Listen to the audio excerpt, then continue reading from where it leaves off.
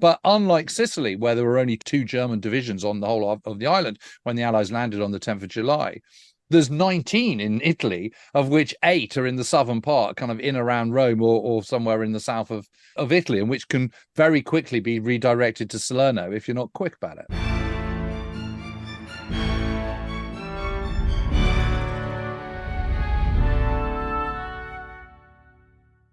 Hello and welcome to this week's pod, and it's James Holland on to talk about the Allies fighting in 1943 Italy.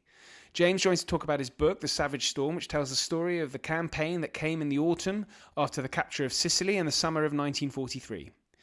Plenty of more great history to come, including an SAS origins clash between the historians Gavin Mortimer and Tom Petch. I've got Vietnam and the My Lai massacre, and my Great Commanders series continues with Gordon Corrigan and Gary Sheffield discussing Douglas Haig. Please share, subscribe, rate and review if you can, but until then it's James Holland on World War II Italy.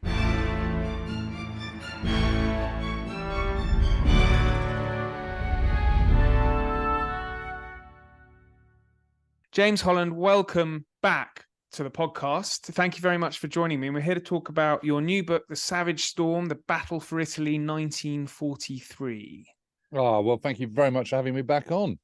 A pleasure. And so I've been reading through this book. I should declare I do have a personal interest because my grandfather fought, I think, 1944. So hopefully talk about whether you're going to get to that. But let's get on with the Battle for Italy 1943. And my first question really was, where are we? I know your previous book, but one, or but two actually, I think was Sicily 1943. Yeah. You're a prolific author, of course, but this is the Allies' invasion of the boot from the bottom. Exactly. So the original plan with this. So years and years and years ago, I wrote Italy's Sorrow, which was the kind of sort of last, that was sort of the last bit of the war, the last year of the war, which sort of, I think north of Rome and the Gothic line and all that kind of stuff, and the final victory. Then I'd written Sicily 43, which you just mentioned, and then. So the bit that I hadn't written about was September 1943, when the Allies invaded southern Italy, through to all the casino battles. And so the original conceit was to do one book to cover all that. But I really got into it, and I realized that the stories of 1943 really sets up Casino. Casino doesn't really make a huge amount of sense. It doesn't make a huge amount of sense anyway, but it certainly doesn't make a huge amount of sense without that kind of background. And traditionally, in history, all those battles, whether it be Salerno or, crossing the Volturno, or what's going on the Adriatic coast and the Bernhard line, or the Winter line, as the Americans called it, all that stuff has been sort of brushed over pretty quickly, to be honest. It's sort of given pretty sort of scant regard. And as I was writing, I just felt it deserved a bit more. And one of the problems I have, which is sort of, so I sort of get hoisted by my own petard to a certain extent, is that the way I do these books is I like to follow a really, really distinct cast of characters to illustrate the human drama of what's going on. And other people do it differently. And what a lot of people do is they illustrate the human experience of war with, a pithy one-liner from someone, but you never meet him again. Or perhaps you do, but not till page 287 or something. Whereas I have this cast list, and the idea is that you follow them all the way through for as long as they're part of the story. And that way, it's kind of easier to empathize with people. And I got this, idea from, when I was first starting out, from reading kind of, likes of Richard Collier and Lapierre and Collins, and, who wrote his Paris Burning, and of course Cornelius Ryan. And then there was an amazing book that came out in 1999 called Finest Hour, which accompanied a BBC TV series, which is all about 1940. And they followed this trick of having this very distinct cast list. And I remember thinking, oh, that's the way to do it, because you really get involved with these characters' lives and you want to know what happens to them and everything. So that's why I've done it. But the problem is that takes up quite a lot of space. It takes up quite a lot of word count. And so what I found was that I was starting to hurry through it and rush the book, and I didn't feel I was giving these incredible characters that I've been lucky enough to assemble, I wasn't giving them enough breathing space. And I also realized that there was a very obvious narrative arc, stylistically, from the invasion of southern Italy through to the end of the year, because that's the bit that no one ever covers. So you know what everyone usually starts with is January 1944, with a kind of a couple of pages on Salerno or something. So it kind of lent itself to 2 books rather than 1. And so the Savage Storm just covers 1943 rather than going all the way to the fall of Rome. And the next one I'm going to be doing is Casino 44, and that's obviously going to be doing Anzio and Casino and the Rapido and the fall of Rome and all the rest of it. So if we go to August, September 43, Sicily's held. The Germans know the Allies are coming, presumably. They're not completely stupid. And on the early page of your book, one of the early pages, you show the topography, the terrain of Italy. And when I look at that, I always immediately think of Churchill's soft underbelly remark about, and nothing could be further from the truth. So this just looks like an almost impossible task. Well, and I mean, obviously it didn't prove to be, but. Yeah, well, Churchill's comment needs a little bit of contextualizing, because what he meant by the soft underbelly is not crossing at the Pas de Calais, which is the strongest part of the Atlantic Wall, or sort of going to the Eastern Front. What he said, and that line comes from 1942 when he's trying to persuade the Americans to join in the Mediterranean and go for torch rather than go for a cross-channel invasion in 1942 or early 1943, which is the original plan when the Americans get to Britain in early part of 1942. So, I don't think Churchill was ever assuming that it would be easy. I think what he meant was, that's really the Italians' domain. They're an easier enemy than the Germans. And yes, the Germans are in North Africa, but not in any great numbers, and certainly not in the numbers that you'd have to face if you were going to attack them across the Channel in 1942 or 43. And so therefore it is a bit of an underbelly, to a softer underbelly to the Third Reich. But yes, you're absolutely right. And I mean, the interesting thing is that Sicily is agreed upon at the Casablanca conference in January 1943, which is between British and American chiefs of staff, and obviously Churchill and Roosevelt, who's the president of the USA, and Churchill being the prime minister. But then it's the Trident conference, which is the next one, which is in May 1943, and that's in Washington. And that's where it's agreed that, come what may, the priority is going to be Operation Overlord, the cross-channel invasion, which at that time is set tentatively for the 1st of May 1944, and an acceleration of operations in the Pacific, which had never originally been the plan when they first started talking about this in December 1941. The idea was kind of Germany first, then Japan. And Britain took that to mean absolutely Germany first, and you just hold the Japanese at bay and then you turn to Japan, not kind of running them concurrently, which is what the Americans were thinking, and what they absolutely insisted on by May 1943. So at this point there's no planning at all for an invasion of Italy. It's kind of, that's not the priority. Now, Italy is mooted and it's suggested and it is agreed that various plans will be looked into. And those plans include going into Sardinia and Corsica, a kind of just a very sort of faint foray into the very, very boot of Italy, primarily to try and encourage Italy out of the war, which looks set to happen. But also, if Italy does get out of the war, then all those areas that are garrisoned by Italian troops will have to be garrisoned by German troops, or the Germans will have to give them up as well. And that's quite a tasty proposition from an overlord point of view, because you're going to be drawing troops away from the Western Front and indeed also the Eastern Front. I mean, there's some 32 divisions in the Balkans and Italy and the Aegean. 32 divisions is a lot, and divisions, I should just say, about, if you think about 15,000 men, that's about right, and give or take a little bit. And divisions are very much the kind of unit by which we judge the scale of armies in the Second World War. So 32 divisions is a lot. And particularly when you think that when Rommel first went to North Africa, he went with 2 and then subsequently 3 in the Africa Corps. So that gives it some kind of perspective and scale of it. And when you think that Britain never had more than 49 infantry divisions in the entire Second World War. So, 32 is a lot, plus air forces, plus naval forces and all the rest of it. And the Germans are going to have to kind of cover that off themselves or abandon it. So there's very good reasons for going into Italy. And Churchill is chomping at the bit. He wants to get to Rome because, his mind is always on history, and Rome is the kind of, it's ancient Rome as well as modern Rome. And a huge psychological victory, he thinks, and he says, why crawl up the leg from the ankle like a harvest bug? Much better to go in at the strike at the knee. And and he's got a point, but actually Rome is the kind of least important of the reasons for going into Italy. And what actually persuades the Americans for it is again, it goes back to Operation Overlord, because what they're concerned about is not being able to destroy enough of the Luftwaffe to control large swathes of northwest Europe when they go and launch Operation Overlord the following year, the cross-channel invasion.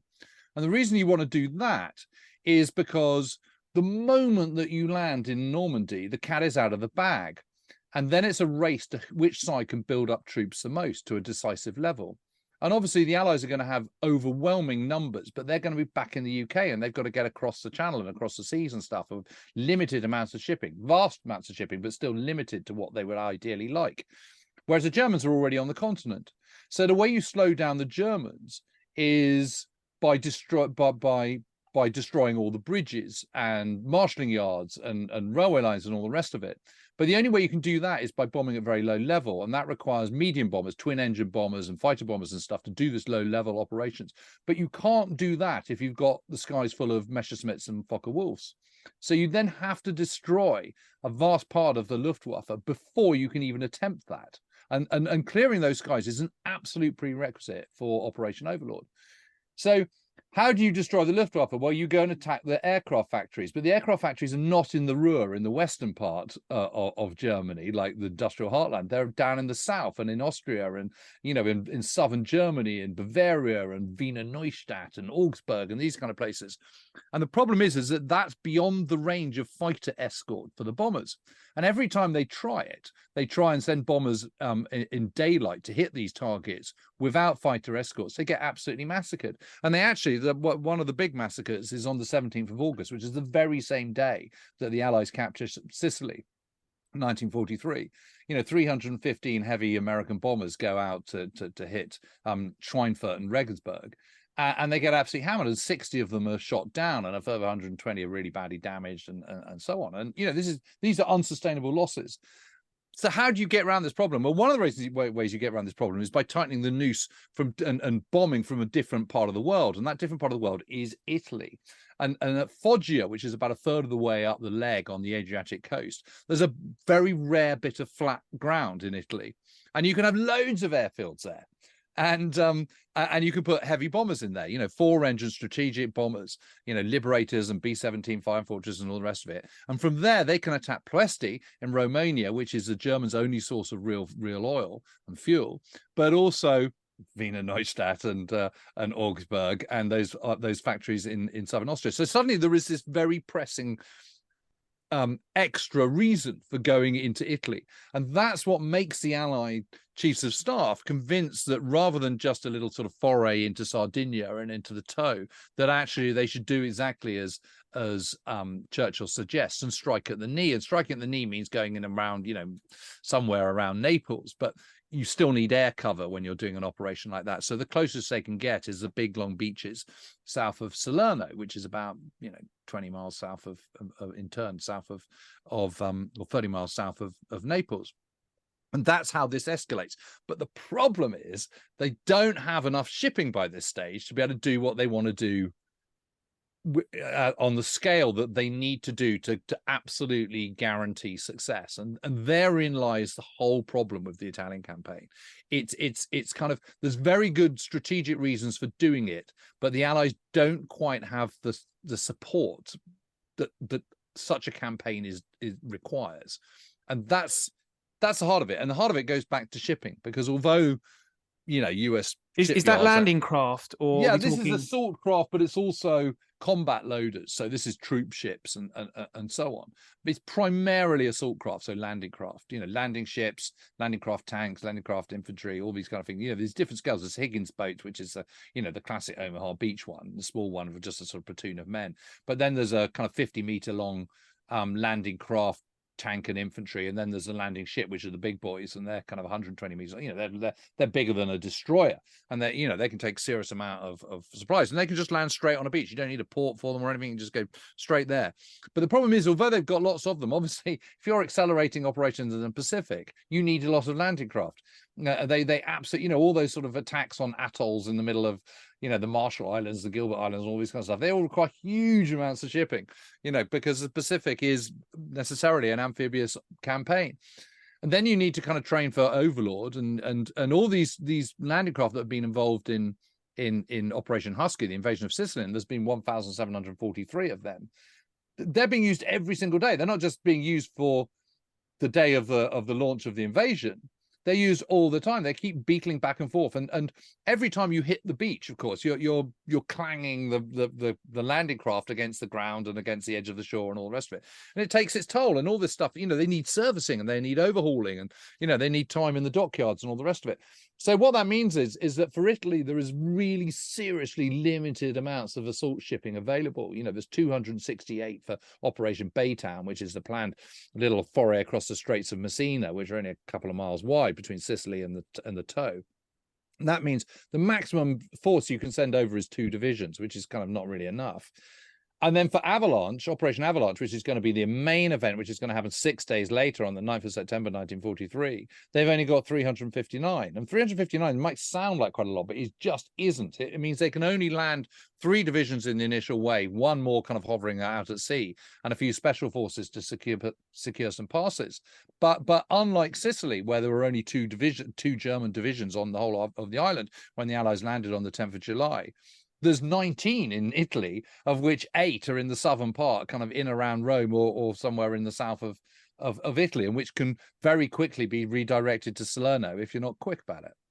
And Salerno is this great amphibious operation that, well, it's not an unmitigated disaster. They get a foothold, don't they? Oh my God, Salerno's an amazing success against all the odds because, as I say, you know, they're just not landing enough troops to be confident. They're up against the 16th Panzer Division directly in front of them. The terrain is an absolute horror story because you've got this sort of half moon of flat ground, but it's completely surrounded by hills. And of course, you know, from a German point of view, on those hills, you know, he who has the high ground controls the battle space. And so, and the reason for that is because you can put observers on the high ground who can see everything on the low ground. And the Germans, with their Zeiss-Icon binoculars and all the rest of it, can direct as much artillery fire as they like straight onto the invasion. And as I was saying, you know, the American Fifth Army under General Mark Clark, which is landing at Salerno. This is Operation Avalanche on the 9th of September, 1943. He just doesn't have enough to guarantee success at all. So what they've done is they've given him quite a lot of warships. But again, you know, like 242 or something for Husky and 70 for Avalanche. You know, these are completely different scales. And they're trying to kind of give them as much air support as they possibly can. But it doesn't alter the fact that you still have to get boots on the ground. They've got to get onto the beaches, get the high ground, turf off the Germans, hold it, and hope that enough supplies can come in before the Germans counterattack in force. And it's a really, really close run thing. I mean, it's actually brilliantly handled. But the fault is not the guys on the ground or the commanders for any kind of a moment of anxiety and worry about whether they're going to be kicked out of the sea. It is entirely the chiefs of staff, the combined chiefs of staff, and not supporting a really major operation with enough assault shipping. Well, you've mentioned Clark there, and well, the staff. The supreme commander is, I've probably not got the right term for him, for General Alexander. No, he's the army group commander, and the supreme allied commander is Eisenhower. Still. Well, yes. Yeah, so the army group commander is Alexander.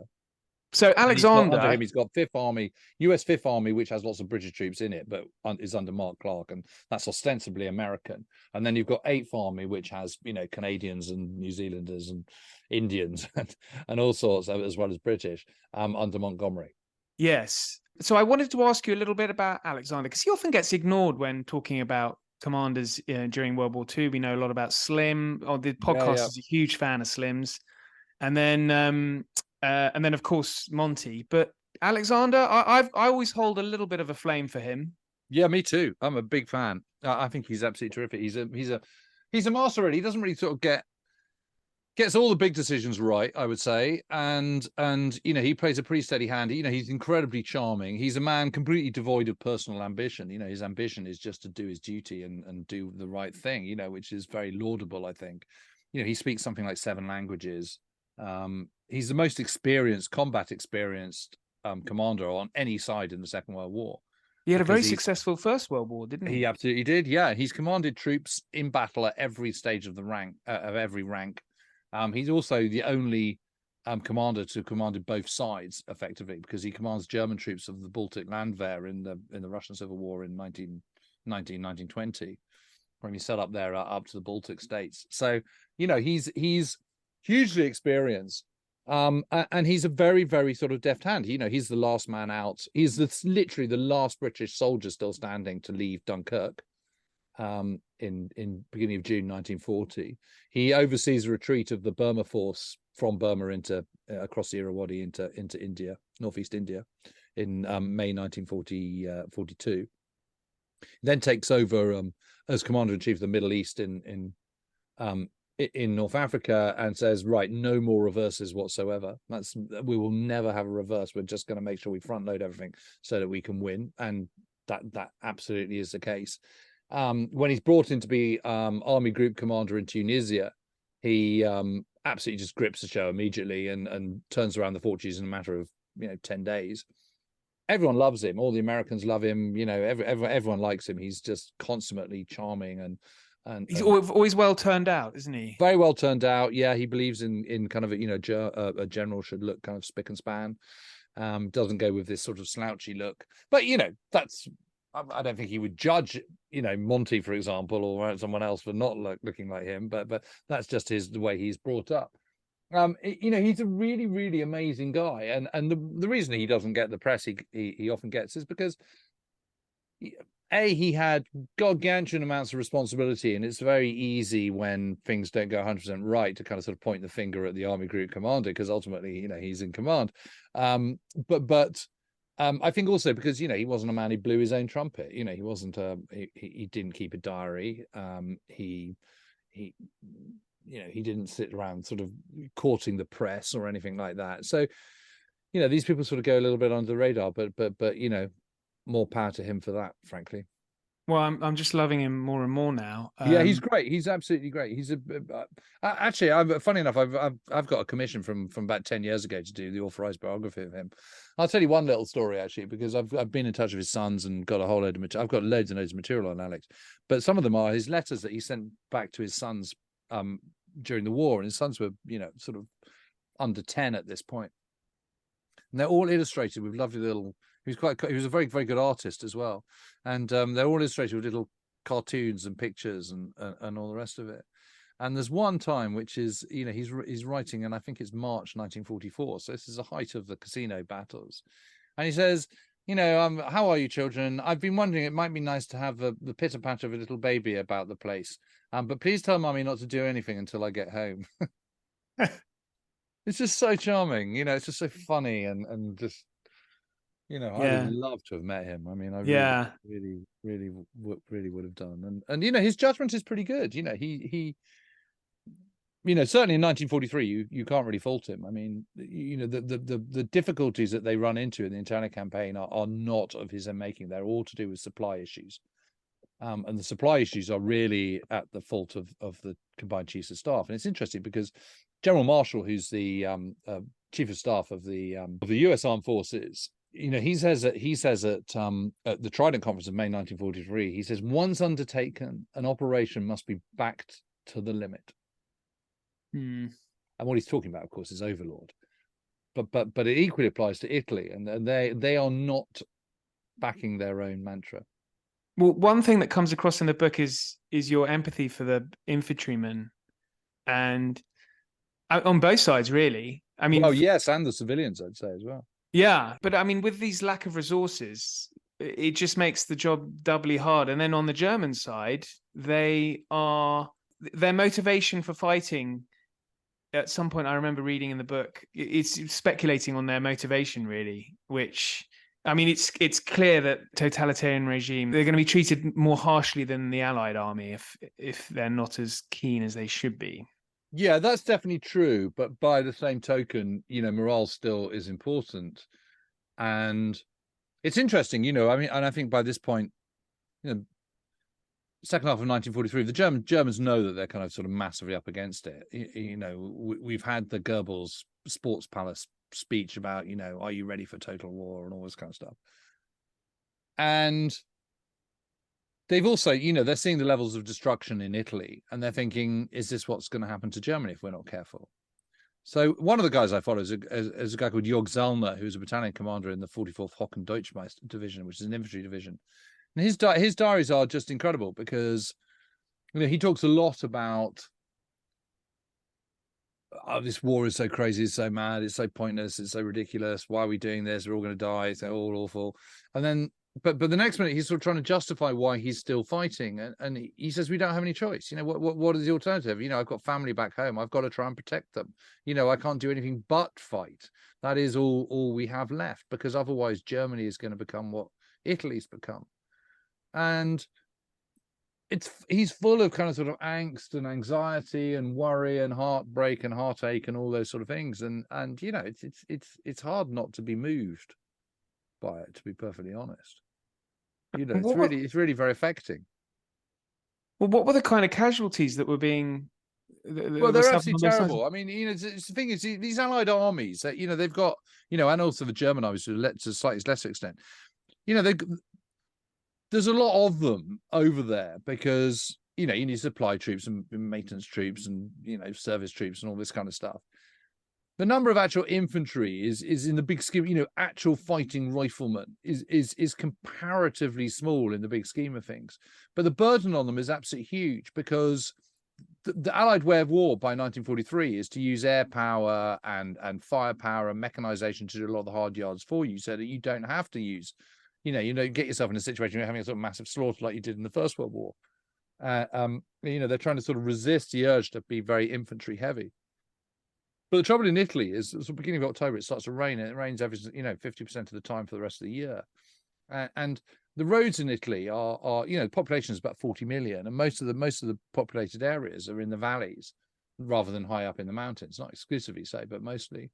And the roads going through it are just, you know, they're just not designed for, you know, they're mostly Strada Bianca, which are these sort of dirt roads, and, you know, they're designed for, you know, the occasional Fiat futting past, or you know, a mule and a cart. You know, they're not designed for 3,000 vehicles of an infantry division. And from a German point of view, they're very easy to destroy as they're retreating. You know, every bridge, every kind of, you know, culvert, every kind of cliff pass, mountain pass, or whatever, you just blow it up. And the only way around that is to get engineers in with Bailey bridges and you know, scaffolding and, you know, all the rest of it, and build another one in breakneck speed time. But of course, that is also taking up a logistical burden as well. And the net result of all this is that the huge mechanization of the Allies is struggling, and the limited road system and the demolitions of the Germans and the mud. So the Germans are on the high ground, have to be prized off the high ground, because for the same reason that Salerno, you know, he who has the high ground controls the battle space. And it's infantry who just having to go up on foot or with the help of mules, which they're not trained to use.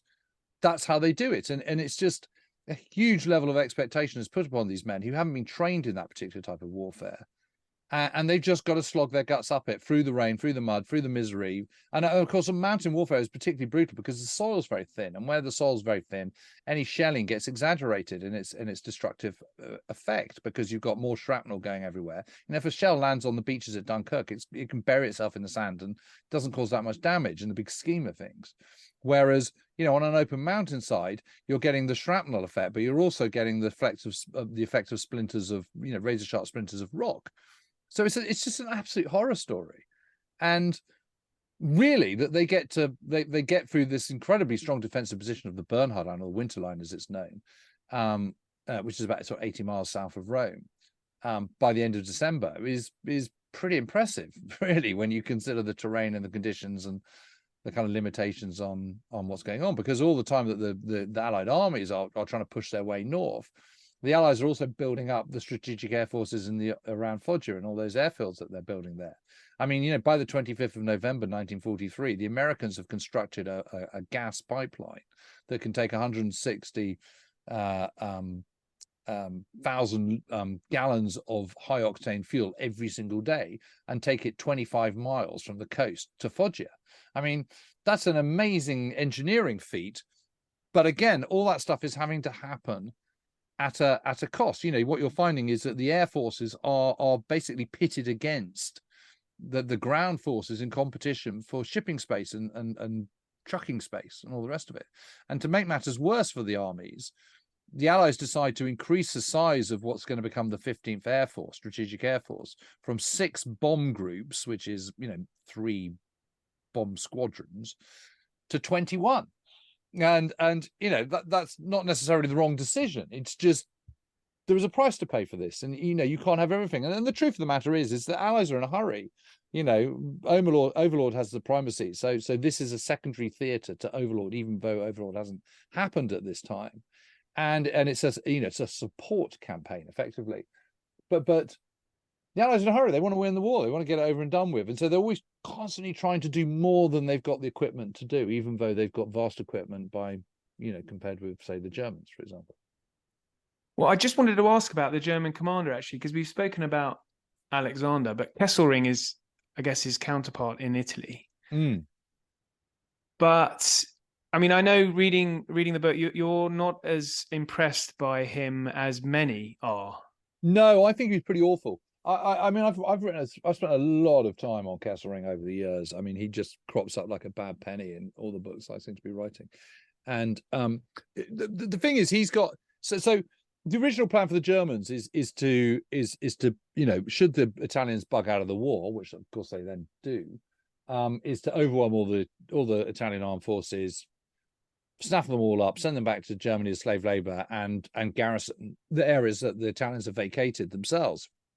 So the priority is for that, but they're also conscious that that's going to take up a huge amount of resources and manpower. And it is Rommel who is appointed Army Group B commander by Hitler, and his role is to defend Italy. And the plan, as put forward by Rommel and sanctioned by Hitler in the summer of 1943, is to retreat to a line running across the Apennines, which across the mountains, across the leg of Italy, between Pisa on the Tyrrhenian coast, on the western coast, and Rimini on the Adriatic eastern coast. And this is the point where the mountains basically touch both sides. And it's the only place in Italy where that happens. And that's about 200 miles north of Rome. And Rommel's reasoning for this is because he's experienced Allied air power, and he knows that and he's also been caught short by having overextended supply lines, which is exactly how he came a cropper in North Africa, by having 2 long supply lines when he was trying to batter his way in through the Alamein line to get to kind of into Egypt, into Alexandria and Cairo and so on, back in the summer of 1942. So he's got form on this, and he knows what he's talking about. And his point is that the Pisa-Rimini line, that's the strongest natural defensive position in the whole of Italy, which it is. And also it means you've got shorter supply lines coming from the southern Reich through the Brenner Pass and through the Alps in the South Tyrol.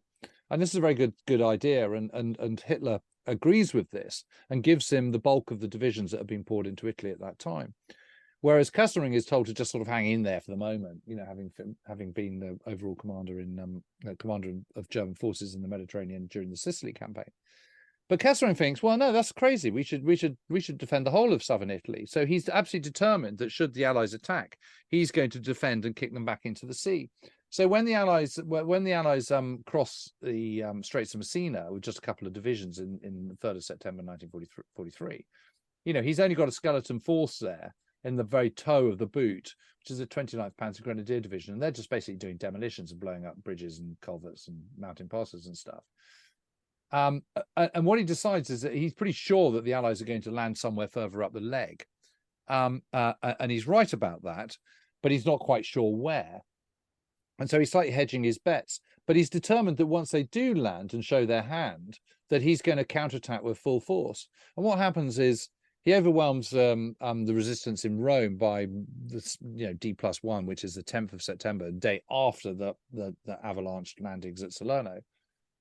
And so sends the bulk of his forces down towards Salerno. So suddenly you've got 6 divisions plus elements of a 7th, which is the 1st Fallschirmjäger Division, which is ostensibly holding the whole of the southeast of Italy, the heel of the boot, which is part, known as Apulia. And even units from the 1st Fallschirmjäger Division are hurried over to Salerno. And the idea is to kick the Allies back into the sea at Salerno, then turn back and deal with 8th Army with overwhelming force and tidy up the whole thing and reconquer the whole of southern Italy. But one of Kessering's fatal flaws is his over-optimism.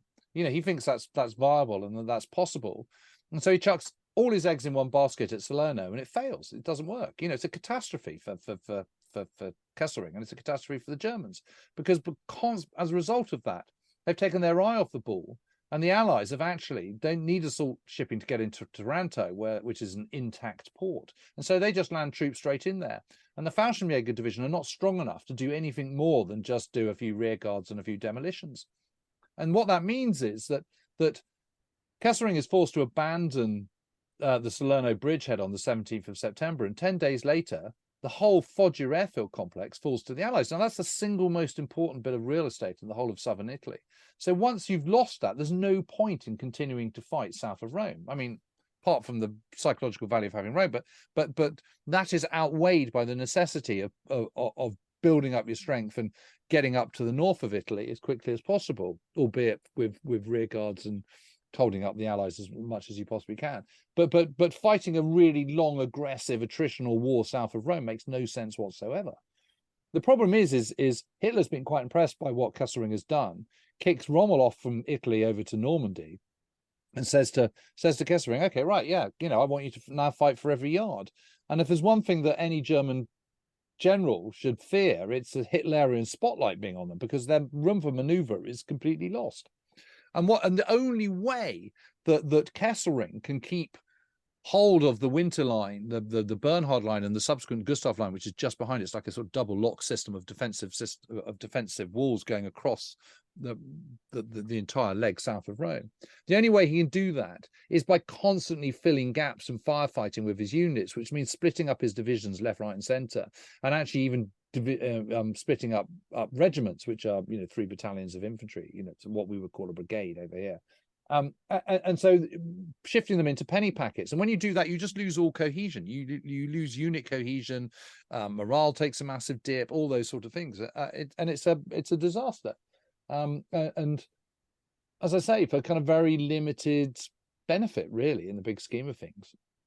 I mean, and also, had they made the Gothic line stronger and poured all their resources into that, they probably could have held it indefinitely. Well, we should also mention, I mean, the behavior of the German troops as well. There's a horrific story of the village of, I think it was Valerentonda.